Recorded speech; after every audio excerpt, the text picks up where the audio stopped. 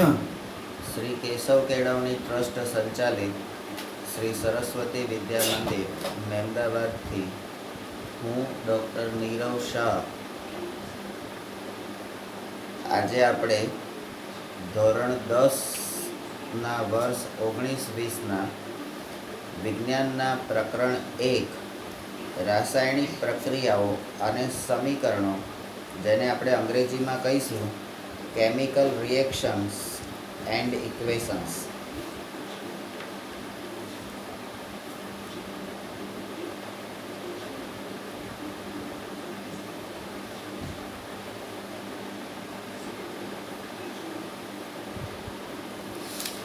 આ પ્રકરણ વિશે આપણે માહિતી લઈશું. પહેલાંના વખતમાં આ જે રાસાયણિક પ્રક્રિયાઓ અને સમીકરણો, આ જે ચેપ્ટર છે એ ચેપ્ટર 9મા ધોરણમાં આવતું હતું.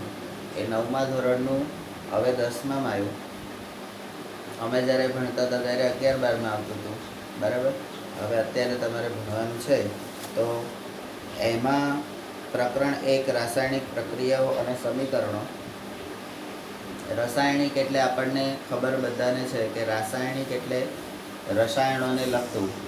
એની પ્રક્રિયાઓ એટલે આપણે કોઈ પણ બે રાસાયણિક પદાર્થો, રસાયણોને ભેગા કરીએ તો એની વચ્ચે કોઈ પણ પ્રકારની પ્રક્રિયા થાય છે, બરાબર. જેમ કે પાણી અને મીઠું. પાણી અને મીઠું, તો પાણી પણ એક પ્રકારનું રસાયણ છે અને મીઠું પણ એક પ્રકારનું રસાયણ છે. એ બંનેને આપણે ભેગું કરીએ તો આપણને ક્ષાર મળે છે, બરાબર. મળે છે ને કે નહીં મળતો? બરાબર. તો રસાયણોની વચ્ચે પ્રક્રિયા થાય છે.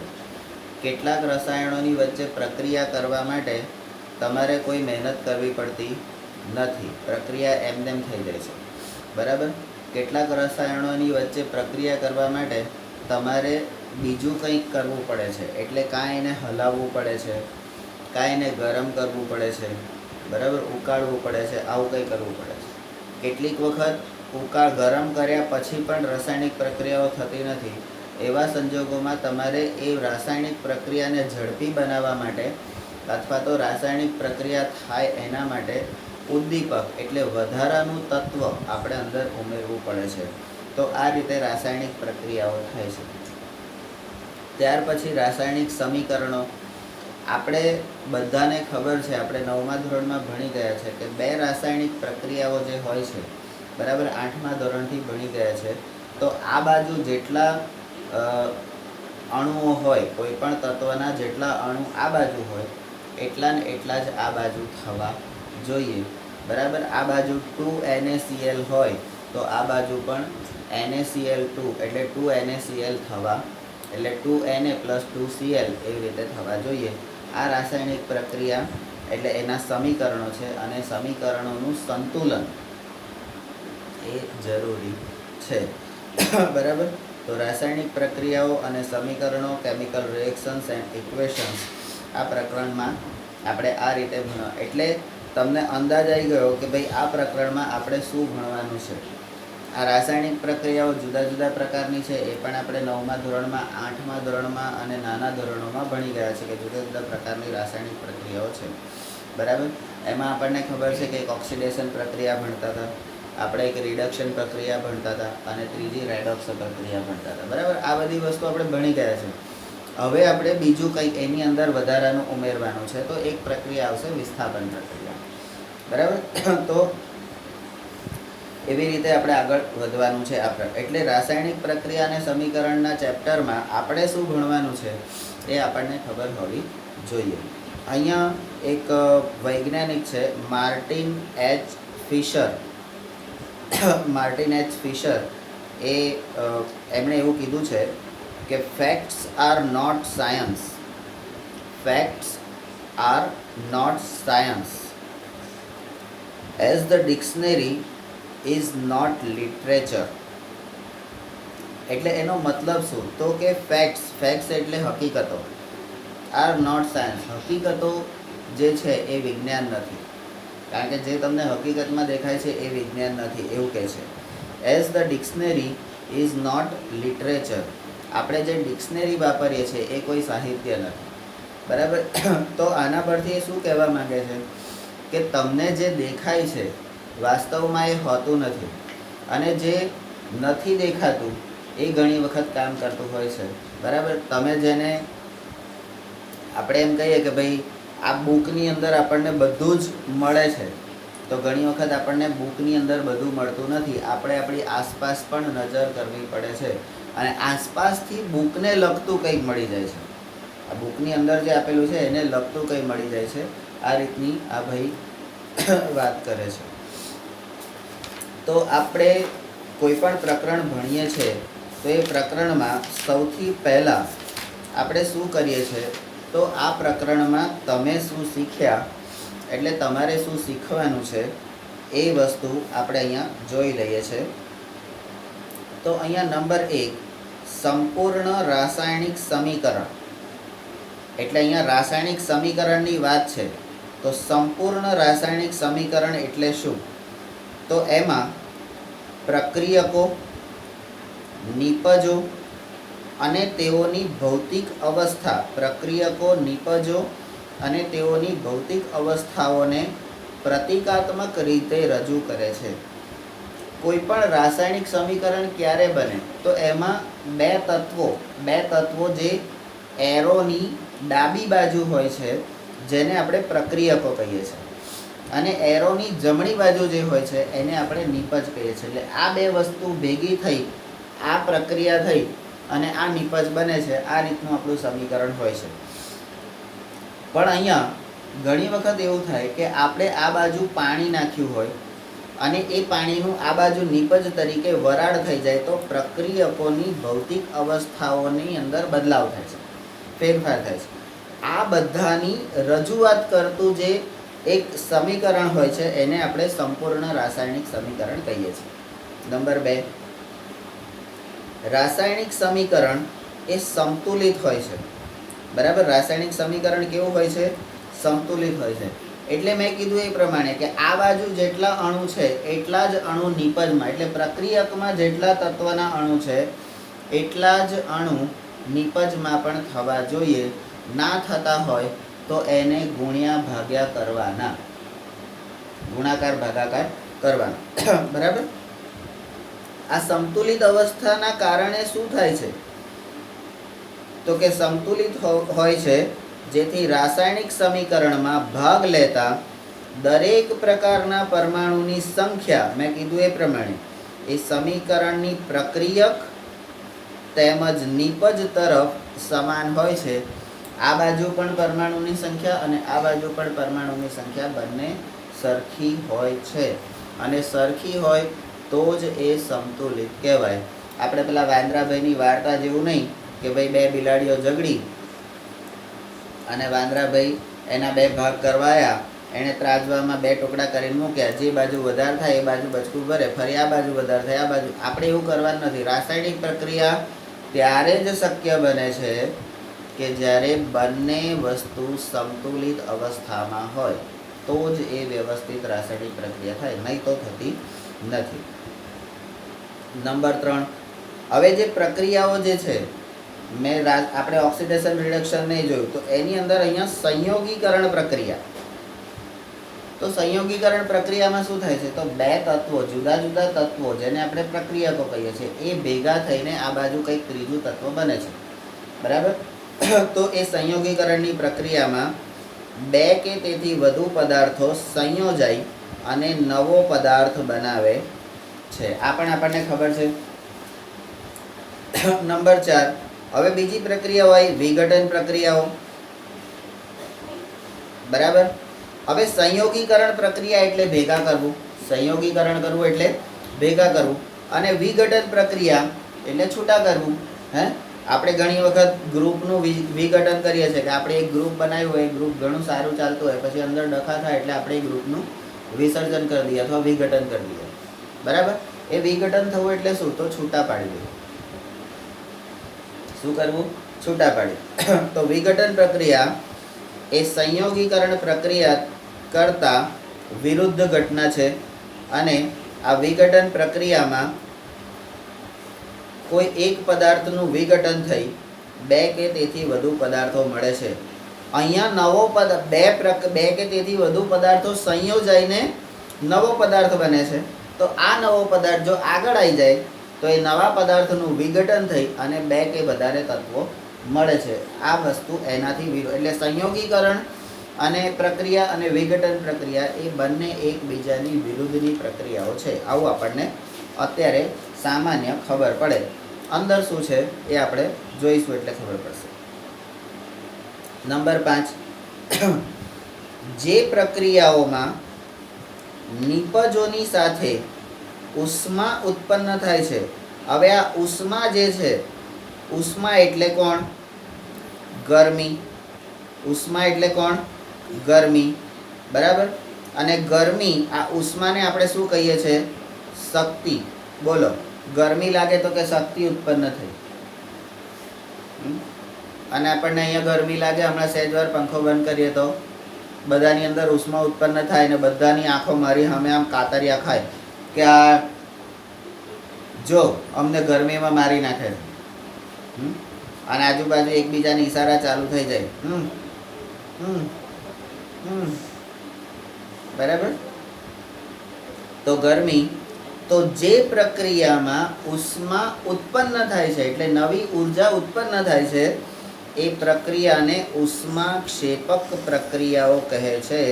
તો અહીંયા ઉષ્માક્ષેપક પ્રક્રિયા, વિઘટન પ્રક્રિયા, સંયોગીકરણ પ્રક્રિયા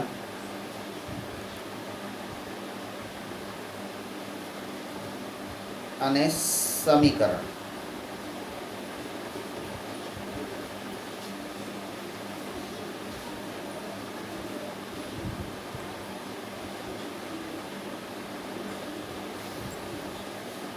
હવે ઉષ્માક્ષેપક આવ્યું. અહીંયા પ્રિન્ટિંગમાં થોડી ભૂલ છે જે હું અત્યારથી જ સુધારી લઉં છું. જે પ્રક્રિયાઓમાં ઉષ્મા શોષાય છે, આ ઉષ્મા શોષાય છે તેને ઉષ્મા શોષક પ્રક્રિયાઓ કહે છે. આ ઉષ્મા શોષક એટલે આ પ્રક્રિયામાં જે પણ તત્વ છે એની અંદરની ગરમી એ બધી શોષાઈ જાય છે. બરાબર. એક સાદું ઉદાહરણ આપણે, વ્યવહારિક ઉદાહરણ, સાચું છે કે ખોટું મને ખબર નથી, પણ ગરમ દૂધને આપણે ફ્રીજમાં મૂકીએ તો શું થઈ જાય છે? એની અંદરની ઉષ્માનું શું થાય છે? શોષણ થઈ જાય છે, ઠંડુ થઈ જાય છે ને. બરાબર. અને ઠંડા દૂધને આપણે ગરમી આપીએ તો શું થાય છે? ઉકળવા માંડે ને. બરાબર. તો આવું કંઈક આપણે આપણી રીતે સેટિંગ કરી દેવાનું, સાચું ખોટું પૂછી લેવાનું કે ભાઈ અમે આવું કરીએ તો ચાલે કે નહીં. હવે આ ઉષ્માક્ષેપક જે પ્રક્રિયા છે એને અંગ્રેજીમાં એક્ઝોથર્મિક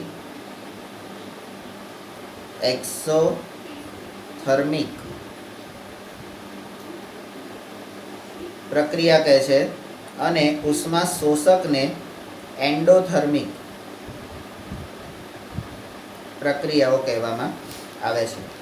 હવે હું કેમ આ બધા અંગ્રેજીનું ગુજરાતી ઉચ્ચારણ કરું છું? કારણ કે હવે પહેલાં એવું હતું કે આપણે ફક્ત ગુજરાતના વિદ્યાર્થીઓ સાથે કોમ્પિટિશન કરવાની હતી. હવે આપણે આખા ભારતના NCERTનો અભ્યાસક્રમ, એટલે આખા ભારતના જેટલા પણ વિદ્યાર્થી ધોરણ 10માં ભણતા હશે એ બધાની સાથે આપણે કોમ્પિટિશન કરવાની છે. અને એની સાથે જ્યારે આપણે કોમ્પિટિશન કરવી હશે તો આપણને થોડું તો અંગ્રેજી આવડવું જોઈએ. નંબર 7, જે સંયોજનમાંના એક તત્વનું વિસ્થાપન બીજા તત્વ દ્વારા થાય ત્યારે વિસ્થાપન પ્રક્રિયા થાય. તો રાસાયણિક પ્રક્રિયામાં એક વધારાની પ્રક્રિયા આવી વિસ્થાપન પ્રક્રિયા. નંબર 8, દ્વિવિસ્થાપન પ્રક્રિયાઓમાં બે ભિન્ન પરમાણુ અથવા તો પરમાણુના સમૂહો આયનોની આપલે થાય છે એટલે અહીંયા દ્વિવિસ્થાપન પ્રક્રિયા. હવે આ વિસ્થાપન એટલે શું? તો કે સ્થાપનથી અલગ કોઈ પણ વસ્તુનું સ્થાપન કરીએ એટલે આપણે એને એ જ જગ્યાએ રાખીએ છીએ, એ જ સ્વરૂપમાં સાચવી રાખીએ છીએ, જેને આપણે સ્થાપન કહીએ છીએ. એ સ્થાપનમાંથી એનું વિસ્થાપન કરી નાખીએ છીએ, ત્યાંથી એને લઈ લઈએ છીએ અથવા તો એનું સ્વરૂપ આખું બદલી નાખીએ છીએ. બરાબર, એને આપણે વિસ્થાપન કહીશું. સામાન્ય ભાષામાં વિજ્ઞાન શું કહે છે એ આપણે પછી ચર્ચા કરીશું, પણ સામાન્ય રીતે આપણે આવું સમજી શકીએ. હજી એક રાસાયણિક પ્રક્રિયા આવે છે અવક્ષેપન પ્રક્રિયા. અવક્ષેપન પ્રક્રિયા, બરાબર. તો અવક્ષેપન પ્રક્રિયાને અંગ્રેજીમાં કહે છે પ્રેસિપિટેશન. પ્રેસિપિટેશન રિએક્શન એટલે પ્રક્રિયાઓને રિએક્શન કહીએ છીએ. બરાબર, તમે કશું ખાધું હોય, પાણીપુરી કાલે ખાવા ગયા હતા અને પાણીપુરી ખાઈને પછી તમને સવારના પહોરમાં અથવા રાત્રે આખા શરીરે ખંજવાળ આવે અને મોટા મોટા ઢીબડા થઈ જાય, તો એ શું થયું? રિએક્શન. બરાબર. તો અવક્ષેપન પ્રક્રિયાઓ દ્વારા શું થાય છે? તો કે અદ્રાવ્ય ક્ષારો ઉદ્ભવે છે. અદ્રાવ્ય એટલે જે પદાર્થ પાણીની અંદર ઓગળી જતો નથી એને અદ્રાવ્ય કહેવાય. અને જે પાણીમાં ઓગળી જાય એવા બધાને શું કહેવાય? દ્રાવ્ય કહેવાય. હવે આ દ્રાવ્ય, દ્રાવક, દ્રાવણ આ બધું આપણે કઈ શીખી ગયા? તો કે 9મા ધોરણમાં શીખી ગયા હતા. હવે અત્યારે મારે ફરીથી તમને શીખવાડવાની જરૂર ખરી, અને કદાચ શીખવાડવાની જરૂર પડે તો આપણે ક્યાં વાંધો છે, શીખવાડી દઈશું. હે, બરાબર. હવે તમે બધા એક પ્રકારના તત્વોને પરમાણુઓ છો, બરાબર. તમે બધા તત્વોને પરમાણુઓ છો ને. હવે મારે હું તમને પાણીમાં નાખું, હું તમને કોઈને પાણીમાં નાખું તો તમે પાણીમાં ઓગળી જાઓ, તો એ શું થયું? અદ્રાવ્ય ક્ષારો થઈ ગયા ને. કારણ કે તમને આમ કરીને આમ કોઈ ચાખે તો ખારા ખારા જ લાગો ને, એટલે ક્ષાર કેવો હોય? ખારો જ લાગે ને. તો પછી બોલો, અદ્રાવ્ય ક્ષારો થયા કે નહીં? તમે લોકો થઈ ગયા? ખબર પડી ગઈ? તો આ અદ્રાવ્ય ક્ષારો શેનાથી ઉદ્ભવે? તો કે અવક્ષેપન પ્રક્રિયા. આ અવક્ષેપન પ્રક્રિયા જ્યારે થઈ હશે ત્યારે તમારો ઉદ્ભવ થયો હશે. બરાબર. પ્રક્રિયાઓમાં પદાર્થો દ્વારા ઓક્સિજન અથવા હાઇડ્રોજન ઉમેરાતા, પદાર્થ દ્વારા, બહારથી કશું ઉમેરવાનું નથી, અંદર પદાર્થો દ્વારા ઓક્સિજન અથવા હાઇડ્રોજન ઉમેરાતા અથવા તો દૂર થતા હોય, તો જે ઉમેરાતા હોય ત્યારે જે થાય એને શું કહેવાય? ઓક્સિડેશન. ઓક્સિડેશન એટલે ઓક્સિજનનું ઉમેરાવું અથવા હાઇડ્રોજનનું દૂર થવું. આ ઓક્સિડેશન પ્રક્રિયામાં શું થાય છે? તો ઓક્સિજનનું ઉમેરાવું અને હાઇડ્રોજનનું દૂર થવું. બરાબર. અને રિડક્શન એટલે ઓક્સિજનનું દૂર થવું અથવા તો ઓક્સિજન ગુમાવવું અને હાઇડ્રોજનનું ઉમેરાવું. બરાબર. તો હવે આ બે પ્રક્રિયાઓ કઈ આવી? તો કે ઓક્સિડેશન અને રિડક્શન.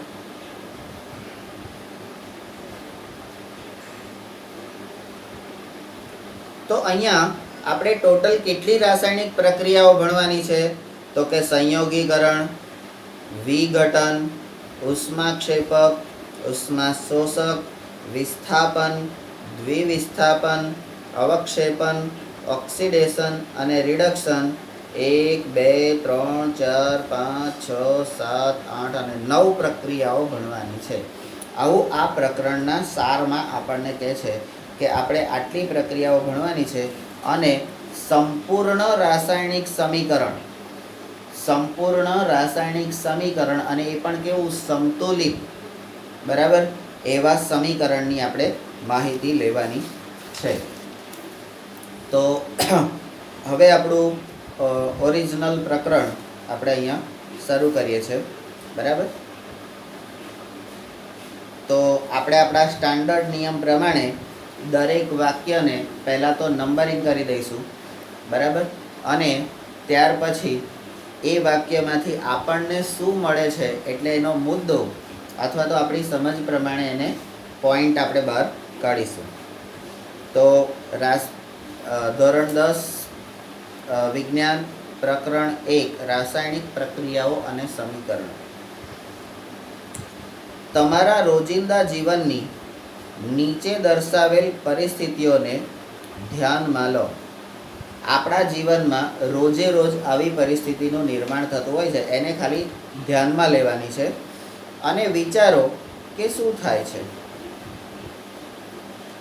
તો એ પરિસ્થિતિ શું છે? તો પહેલી પરિસ્થિતિ એ છે કે જ્યારે ઉનાળામાં ઓરડાના તાપમાને દૂધને ખુલ્લું રાખવામાં આવે.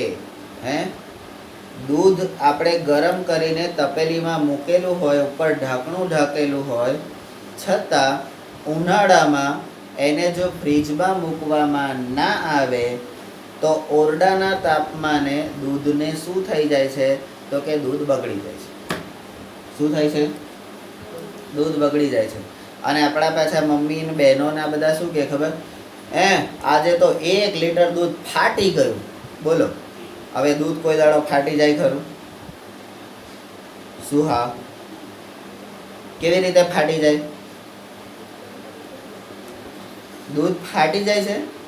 કેવી રીતે ફાટી જાય? હા, તો બગડી જાય એમ કહેવાય. તો આ તો કે ફાટી જાય છે. બોલો કેમ? તો કે દૂધનું જે આખું પ્રવાહી હોય છે, એ આખા પ્રવાહીમાંથી નાના નાના દહીંના ફોડા થઈ જાય છે. બરાબર? એટલે પ્રવાહીનું સ્વરૂપ બદલાઈ ગયું ને. પ્રવાહીનું સ્વરૂપ બદલાઈ ગયું, અને એ સ્વરૂપ બદલાવા માટે છે દૂધ જ, દૂધની જ વસ્તુ છે. પ્રક્રિયક દૂધ છે અને નીપજ પણ દૂધની જ વસ્તુ છે. હજી દૂધમાંથી દહીં બન્યું નથી ઓરિજિનલ, પણ બગડી ગયું છે. એના માટે જવાબદાર કોણ? તો કે ઉનાળાની ગરમી. ઉનાળાની ગરમી. તો અહીંયા આપણે એવું લખી શકીએ કે દૂધ શું થાય છે એવું આપણે જોવાનું છે. તો દૂધનું શું થઈ જાય છે? બગડી જાય છે. અથવા તો તમે લોકોએ કીધું એમ દૂધ ફાટી જાય છે. હવે લોખંડના તવા, તપેલા અથવા ખીલાને ભેજવાળા વાતાવરણમાં ખુલ્લા રાખવામાં આવે. ભેજવાળા વાતાવરણમાં ખુલ્લા રાખવામાં આવે. બરાબર?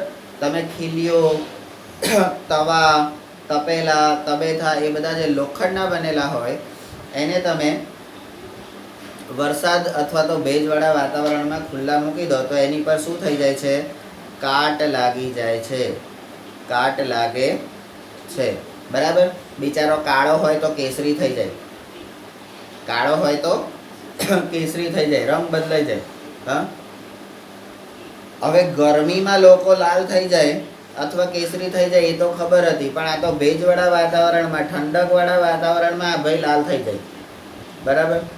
એટલે કેવા કુદરતી પદાર્થો છે અને એની અંદર કેવી કેવી પ્રક્રિયાઓ થાય છે એ આપણે સમજવાનું છે. હવે દ્રાક્ષ જે છે એનું આથવણ થઈ જાય. દ્રાક્ષનું આથવણ, દ્રાક્ષનું અથાણું ખાધું છે? નહીં ખાધું? તો કોઈના લગ્નમાં જાઓ છો તો શું કરો છો? ખાલી રોટલા શાક ને ઢેફા ખાઈને આવો છો? હવે આ દ્રાક્ષનું આથમણ થઈ જાય છે. એટલે દ્રાક્ષ જ્યારે સડી જાય, દ્રાક્ષ સડી જાય ત્યારે એ આથમણ થઈને એમાંથી શું બને છે?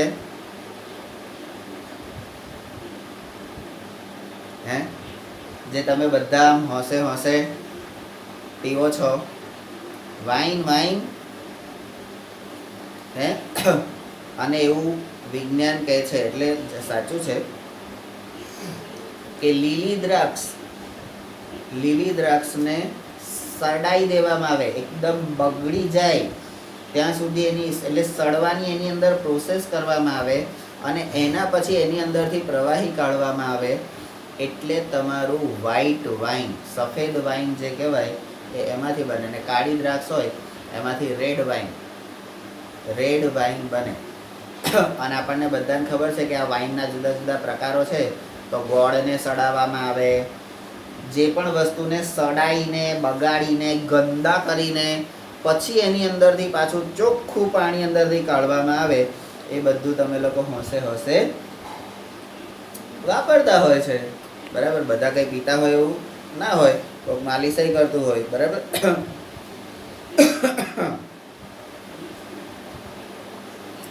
હવે કે છે ખોરાક રંધાય છે.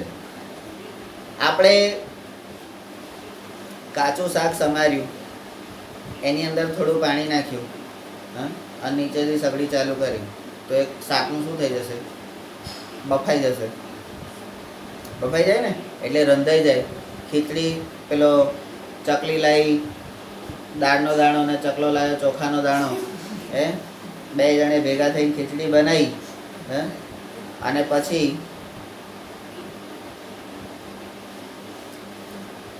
તો ખોરાક રંધાય છે.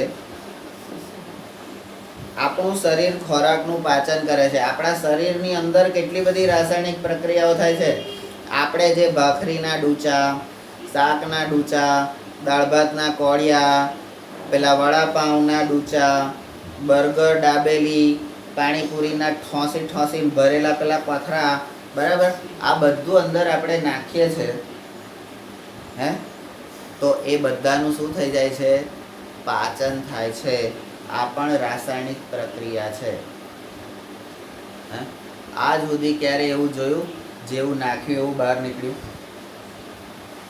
તો સારું શું થાય છે? અંદર કંઈક તો એવું થતું હશે ને, અંદર કંઈક તો એવું થતું હશે ને કે સાલું તમે જુદા જુદા કલરનું નાખો છો અને બધાનો સેમ કલર,